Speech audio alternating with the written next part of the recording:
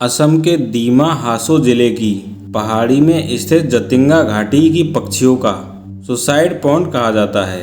हर साल सितंबर की शुरुआत के साथ आमतौर पर छिपा रहने वाला जतिंगा गांव पक्षियों की आत्महत्या के कारण चर्चा में आ जाता है। यहाँ न केवल स्थानीय पक्षी बल्कि प्रवासी पक्षी भी अगर इस दौरान पहुँच जाए तो वे भी खुदकुशी कर लेते हैं।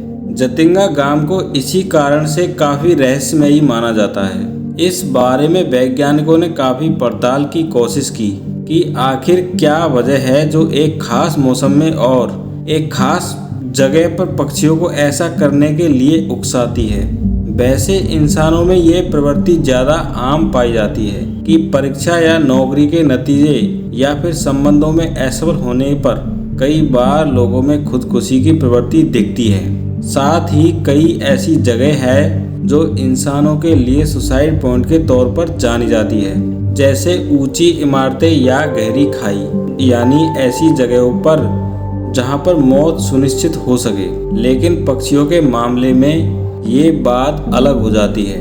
पक्षी होने के कारण वे जाहिर है कि इमारत से कूदकर तो जान दे नहीं सकते, लेकिन वे तेजी से उड़ते हुए इमारतों या ऊंचे पेड़ों से जानबूझकर टकरा जाते हैं और तुरंत ही उनकी मौत हो जाती है। ऐसा इक्के दुक्के नहीं बल्कि सितंबर के समय में हर साल हजारों पक्षियों के साथ ऐसा होता है। ये बात अजीब इसलिए भी हो जाती है क्योंकि ये सभी पक्षी शाम 7 बजे से रात 10 बजे के बीच ही ऐसा करते हैं, जबकि आम मौसम में इन पक्षियों की प्रवृत्ति दिन में बाहर निकलने की होती है और रात में वे घोंसले में लौट चुके होते हैं। फिर क्या वजह है जो वे एक आध महीने के लिए अचानक अंधेरा गिरने पर घोंसलों से बाहर हजारों की संख्या में आते हैं और टकराकर मर जाते हैं। आत्महत्या की इस दौड़ में स्थानीय और प्रवासी चिड़ियों की 40 प्रजातियां शामिल रहती है। कहा जाता है कि यहाँ बाहरी अप्रवासी पक्षी जाने के बाद वापस नहीं आते। इस वैली में रात में एंट्री पर प्रतिबंध है। वैसे जतिंगा गांव प्राकृतिक कारणों के चलते 9 महीने बाहरी दुनिया से अलग थलग ही रहता है। कई पक्षी विज्ञानियों का मानना है कि इस दुर्लभ घटना की वजह चुंबकीय ताकत हो सकती है।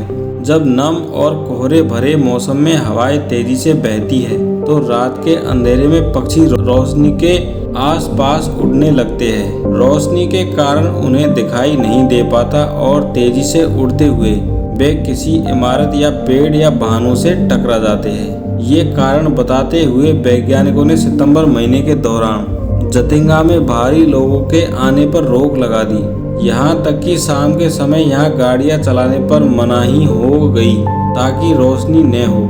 लेकिन इसके बाद भी अजीबोगरीब तरीके से पक्षियों की मौत का क्रम जारी रहा। ये चीज केवल और केवल जतिंगा गांव में ही दिखती है।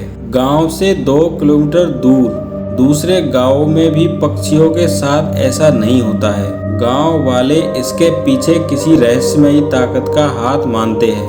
वहाँ ये माना जाता है कि इस दौरान हवाओं में कोई पारलौकिक ताकत आ जाती है जो पक्षियों से ऐसा करवाती है। वे मानते हैं कि इस दौरान इंसानी आबादी का भी बाहर आना खतरनाक हो सकता है। इसलिए सितंबर अक्टूबर के दौरान वहां शाम के समय एकदम सुनसान हो जाता है। वैसे तो पक्षियों की कथित आत्महत्या का ये सिलसिला साल 1910 से ही चला आ रहा है, लेकिन सबसे पहले साल 1957 में बाहरी दुनिया को इसका पता चला। तब पक्षी विज्ञानी ईपी घी किसी काम से जतिंगा आए हुए थे। इसी दौरान उन्होंने खुद इस घटना को देखा। इस घटना का जिक्र पक्षी विज्ञानी ने अपनी किताब the wild life of India में किया। वे लिखते हैं कि कई कोशिशों के बाद भी इसकी वजह समझ नहीं आ पा रही है। पक्षी हर साल 15 अगस्त से 31 अक्टूबर के दौरान ऐसा करते हैं जब कोहरा और नमी होती है। सबसे अजीब बात यह है कि ऐसा अंधेरी रातों में ही होता है जब चांद की रोशनी बिल्कुल नहीं होती। तब से लेकर आज तक इस पर देश विदेश के कई वैज्ञानिक रिसर्च कर चुके हैं। यहाँ तक कि वन विभाग के अफसरों ने भी इसकी वजह जानने की कोशिश की, लेकिन अब तक पक्षियों की खुदकुशी की वजह या फिर इसे रोकने का कोई तरीका मिल नहीं सका। बहुत बार टकराकर घायल हुए पक्षियों का उपचार और उन्हें खाना खिलाने की भी कोशिश की गई, लेकिन ये तरीका भी बेअसर रहा। ऐसे पक्षियों ने खाना लेने से इनकार कर दिया और इलाज पर भी उनके शरीर ने कोई प्रतिक्रिया नहीं दी।